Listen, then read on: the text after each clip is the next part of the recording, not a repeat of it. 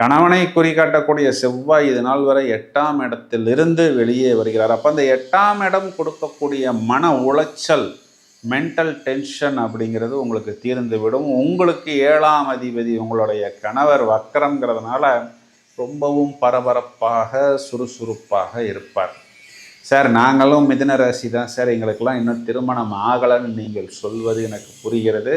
நீங்கள் எதிர்பார்த்து காத்திருக்கக்கூடிய உங்களுடைய உட்பியாக இருக்கலாம், இல்லை ஃபியான்சியாக இருக்கலாம், காற்றுல இறங்குவார். என்ன சார் இப்படிலாம் சொன்னால் எப்படி சார் அப்படின்னா, இந்த காற்றுங்கிறது இன்றைக்கி டிஜிட்டல் டெக்னாலஜி, நவீன தொழில்நுட்பம், இன்டர்நெட் இதையெல்லாம் குறிகாட்டுகிறது.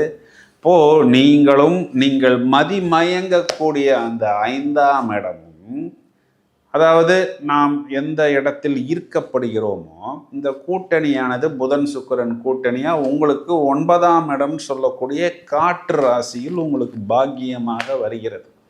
அப்போது ஒரு நல்ல ப்ரொப்போசல் இன்றைக்கி மேட்ரிமோனி வெப்சைட்டில் வந்தாலும் அது காற்றுல தான் வருது. இல்லைன்னா இந்த Insta, YouTube, social media, digital media, என்னமோ லிங்க்இன் இந்த மாதிரி எல்லாம் சொல்கிறாங்க பாருங்களேன். அதில் வர்றது ஃபேஸ்புக்கு, இதில் வர்றதெல்லாம் கூட காற்றில் தான் வருகிறது. நீங்கள் எதிர்பார்த்து காத்திருக்கக்கூடிய உங்களுடைய கண்ணனோ, இல்லை உங்களுடைய ராதையோ, இல்லை உங்களுடைய கந்தர்வனோ காற்றில் வருகிறார்.